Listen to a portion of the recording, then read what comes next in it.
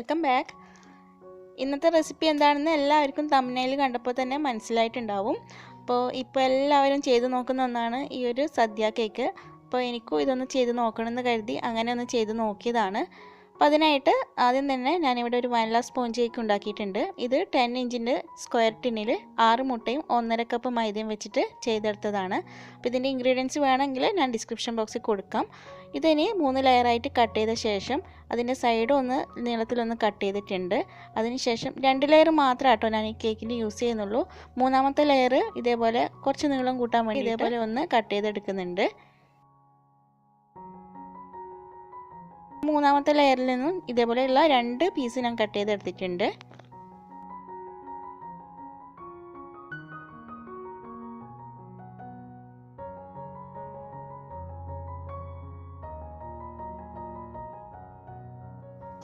പിന്നെ കേക്കിൻ്റെ മുകളിലുള്ള ഈ ഒരു പോർഷൻ ഒന്ന് കട്ട് ചെയ്തെടുക്കുന്നുണ്ട്.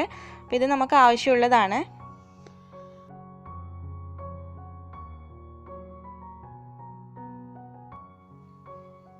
അങ്ങനെ കട്ട് ചെയ്തിട്ടുള്ള കേക്ക് ഇതേപോലെ ഒന്ന് വെച്ച് കൊടുത്തിട്ട് ആ ഒരു ഇലയുടെ ഷേപ്പിലേക്ക് വരാൻ വേണ്ടിയിട്ട് ഇതേപോലെ ഒന്ന് ചെരിച്ചിട്ടും കൂടി കട്ട് ചെയ്ത് കൊടുക്കാം.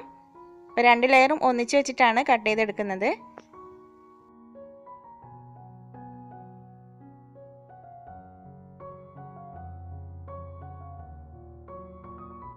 ഇനി ഐസിങ് ചെയ്യാൻ വേണ്ടിയിട്ട് നീളമുള്ള ഒരു ബോർഡ് എടുത്തിട്ടുണ്ട്. ഇത് കാർഡ്ബോർഡിൽ അലുമിനിയം ഫോയിൽ ഒന്ന് കവർ ചെയ്ത് വെച്ചതാണ്. അതിന് മുകളിൽ കുറച്ച് വിപ്പിംഗ് ക്രീം വെച്ച് കൊടുത്തിട്ട് ഫസ്റ്റ് ലെയർ കേക്ക് ഇതേപോലെ വെച്ച് കൊടുക്കാം. അപ്പോൾ 1 കപ്പ് വിപ്പിംഗ് ക്രീമാണ് മുഴുവനായിട്ട് ഇവിടെ ഈ ഒരു കേക്കിൽ യൂസ് ചെയ്തിട്ടുള്ളത്.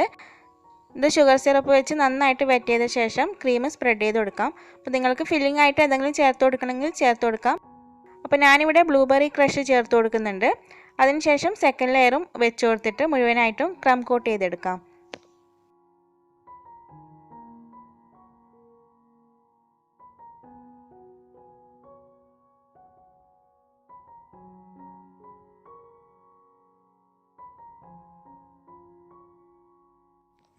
അപ്പോൾ ക്രം കോട്ട് ചെയ്ത ശേഷം ഒരു 10 മിനിറ്റെങ്കിലും ഫ്രീസറിൽ വെച്ചെടുക്കാം. അപ്പോൾ ഞാനിപ്പോൾ അതൊന്നും ചെയ്തിട്ടില്ല, ഡയറക്റ്റ് അടുത്ത ക്രീം വെച്ച് കൊടുക്കുകയാണ്.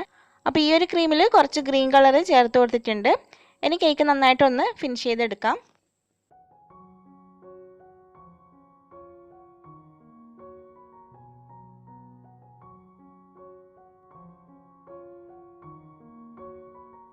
ഇനി ആ ഇലയുടെ നടുവിലുള്ള ആ ഒരു ലൈന് വരാൻ വേണ്ടിയിട്ട് ഒന്ന് മാർക്ക് ചെയ്ത് കൊടുത്ത ശേഷം ഇതേപോലെയുള്ള ഒരു ഉരുണ്ട സ്പൂണിൻ്റെ ബാക്ക് സൈഡ് വെച്ചിട്ട് ഒന്ന് ചെറുതായിട്ടൊന്ന് ഇതേപോലെ ഒന്ന് വരഞ്ഞു കൊടുക്കുന്നുണ്ട്.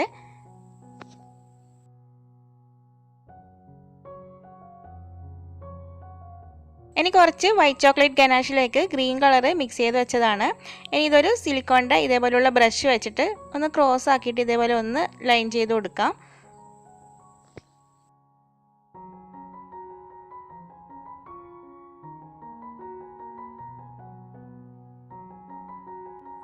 ഇനി ഇത് ഫ്രിഡ്ജിൽ വെച്ച് ഒന്ന് തണുപ്പിച്ചെടുക്കാം.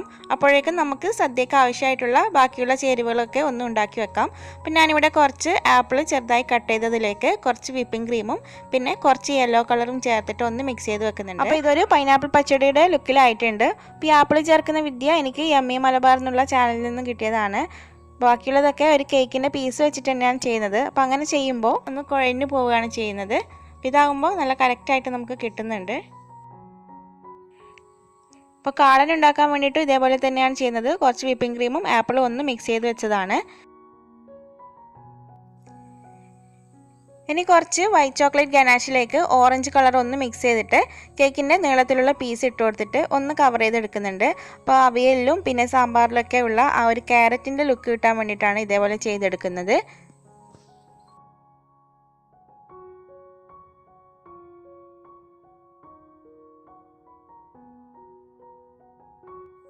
ഇനി അവിയൽ ഉണ്ടാക്കാൻ വേണ്ടിയിട്ട് ആപ്പിളിൻ്റെ നീളത്തിലുള്ള പീസ് എടുത്തിട്ടുണ്ട്. അതിലേക്ക് വിപ്പിംഗ് ക്രീമും പിന്നെ കുറച്ച് യെല്ലോ കളർ മിക്സ് ചെയ്ത് വെക്കാം. അതേപോലെ കുറച്ച് ഡെസിക്കേറ്റഡ് കോക്കനട്ടും കൂടി ഇട്ട് കൊടുക്കുന്നുണ്ട്. ഇതിന് പകരമായിട്ട് നിങ്ങൾക്ക് വേണമെങ്കിൽ കേക്കിൻ്റെ ക്രംസ് ഇട്ട് കൊടുക്കാം. അപ്പോൾ അതും കൂടി മിക്സ് ചെയ്ത ശേഷം നേരത്തെ ഉണ്ടാക്കി വെച്ചിട്ടുള്ള ആ ഒരു ക്യാരറ്റിൻ്റെ പീസ് പോലുള്ള കേക്കിൻ്റെ പീസ് ഇതിലേക്ക് ഇട്ട് കൊടുക്കാം. അപ്പോൾ നമ്മുടെ അവിയൽ ഇവിടെ റെഡി ആയിട്ടുണ്ട്.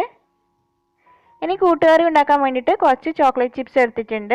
അതിലേക്ക് കുറച്ച് ചോക്ലേറ്റ് ഗനാഷും ഡെസിക്കേറ്റഡ് കോക്കനട്ടും ആണ് മിക്സ് ചെയ്ത് വെക്കുന്നത്. പിന്നെ കുറച്ച് വിപ്പിംഗ് ക്രീം കൂടി ചേർത്തിട്ടുണ്ടായിരുന്നു. അപ്പം അതും കൂടി ആക്കി കഴിഞ്ഞാൽ നമ്മുടെ കൂട്ടുകറി ഇവിടെ റെഡി ആയിട്ടുണ്ട്.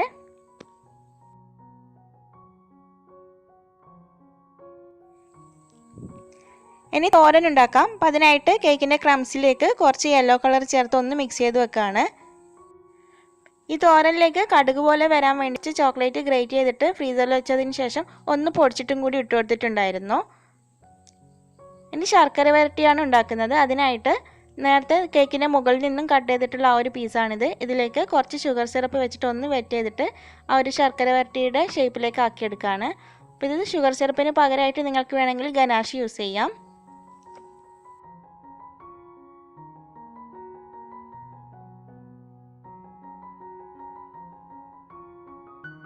അടുത്തതായിട്ട് പഴമാണ് ഉണ്ടാക്കുന്നത്. അപ്പോൾ അതിനായിട്ട് കേക്കിൻ്റെ കുറച്ച് ക്രംസ് എടുത്തിട്ടുണ്ട്. അതിലേക്ക് ചോക്ലേറ്റ് ഗനാഷും യെല്ലോ കളറും കൂടി മിക്സ് ചെയ്തിട്ട് നന്നായിട്ട് ഇതേപോലെ ഒന്ന് കുഴച്ചെടുക്കുക. എന്നിട്ട് പഴത്തിൻ്റെ ഏകദേശം ഒരു ഷേപ്പിലേക്ക് ആക്കിയെടുത്തിട്ടുണ്ട്.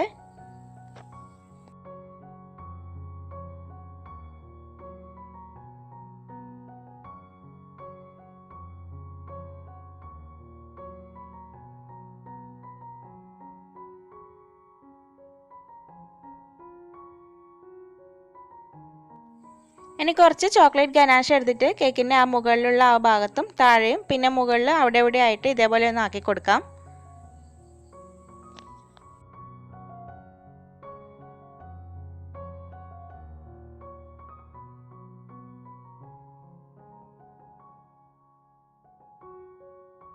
ഇനി സാമ്പാറാണ് ഉണ്ടാക്കുന്നത്. അതിനായിട്ട് കുറച്ച് ആപ്പിളിൻ്റെ പീസ് ഇതേപോലെ അല്പം വലുപ്പത്തിൽ കട്ട് ചെയ്തിട്ട് അതിലേക്ക് വിപ്പിംഗ് ക്രീമും പിന്നെ കുറച്ച് ബ്രൗൺ കളറുമാണ് മിക്സ് ചെയ്തിട്ടുള്ളത്.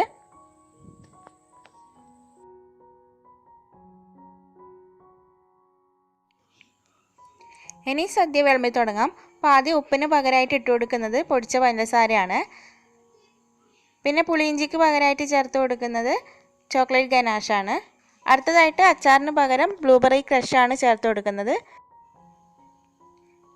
ഇനി പച്ചടിയും കാളനും അതുപോലെ തോരനും അവിയലും ഒക്കെ വെച്ച് കൊടുക്കാം.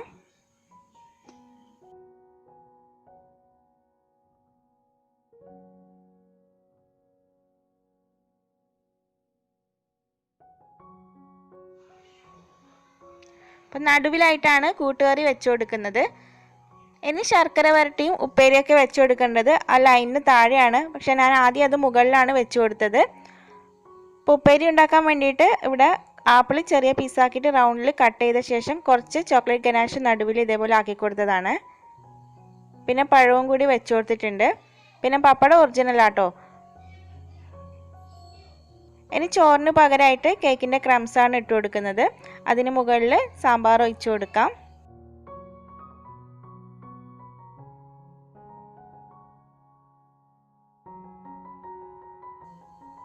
നേരത്തെ ഉണ്ടാക്കിയിട്ടുള്ള ആ ക്യാരറ്റിൻ്റെ പീസ് പോലുള്ള കേക്കിൻ്റെ പീസ് കറിയിൽ വെച്ച് കൊടുക്കുന്നുണ്ട്.